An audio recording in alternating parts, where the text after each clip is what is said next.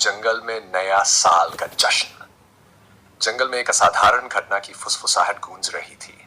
जानवर जो आमतौर पर अपने दैनिक जीवन और जीवित रहने की दिनचर्या में व्यस्त रहते थे, इस बार नए साल का स्वागत एक भव्य जश्न के साथ करने वाले थे। यह विचार चीकू नाम के चतुर बंदर के दिमाग में आया था, जिसने पिछले साल जंगल के किनारे पर इंसानों को नए साल का जश्न मनाते देखा था। अगर वे आतिशबाजी और संगीत के साथ जश्न मना सकते हैं, चीकू ने बेल पर झूलते हुए कहा, तो हम इसे जंगल के जादू से और भी शानदार बना सकते हैं। जंगल में उत्साह की लहर दौड़ गई। सबसे पहले माया, खूबसूरत मोर, ने अपनी सेवा देने की पेशकश की। मैं अपनी चमकदार पंखों से रात को रोशन कर दूंगी, उसने कहा। जुगनू भी आगे आए और अपनी सुनहरी चमक से वातावरण को और भी सुंदर बनाने का वादा किया। जल्द ही हर जानवर ने अपनी भूमिका तय कर ली।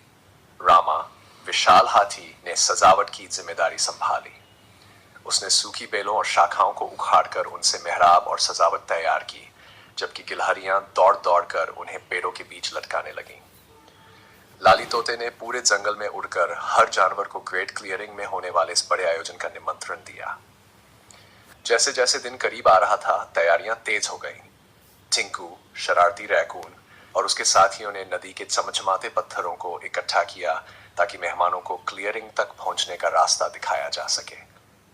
हिरणों ने अपने तालबद्ध नृत्य का अभ्यास किया, जबकि मेंढकों ने अपने टर्राने को मधुर धुन में बदल दिया। यहाँ तक कि हमेशा गुस्से में रहने वाले भोलू भालू ने भी शहद इकट्ठा करके भोज को मीठा बनाने में मदद की।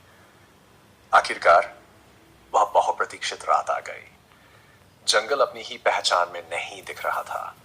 टिमटिमाते जुगनुओं ने क्लियरिंग के ऊपर जादुई छतरी बना दी थी। चमचमाते पत्थरों की पगडंडी चांदनी में चमक रही थी और हवा में जंगली फूलों की मीठी खुशबू फैली हुई थी।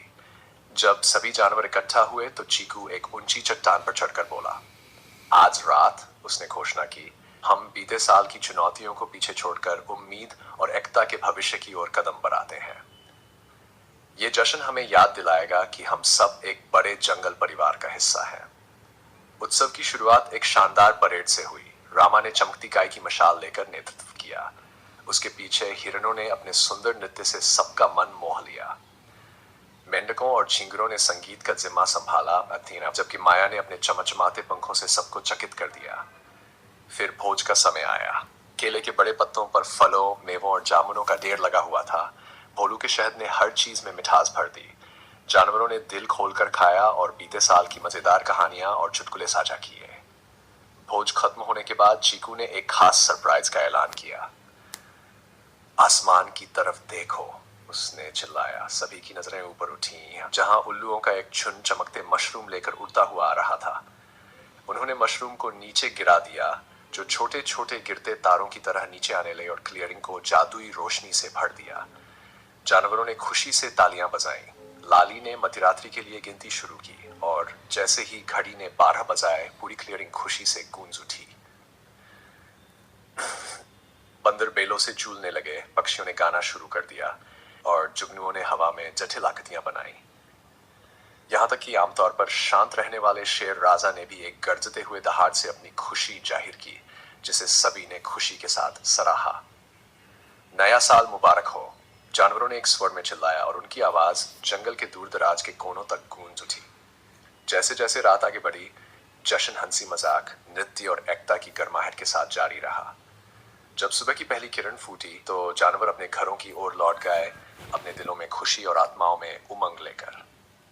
सूरज की कोमल रोशनी में नहाया जंगल पहले से भी ज्यादा जीवंत लग रहा था और चीकू, जो अपनी शाखा पर बैठा सूरज को उगते देख रहा था, मुस्कुराया, ये जानते हुए कि उन्होंने एक ऐसी परंपरा शुरू की थी जो आने वाली पीढ़ियों तक याद की जाए। क्या इस कहानी ने आपके चेहरे पर मुस्कान ला दी? और भी जादुई कहानियां और रोमांचक एडवेंचरस के लिए हमारे साथ जुड़े। हमारे चैनल को लाइक, शेयर और सब्सक्राइब करना न भूलें, ताकि आपको जंगल की और भी मनमोहक कहानियां सुनने को मिले। फिर मिलते हैं।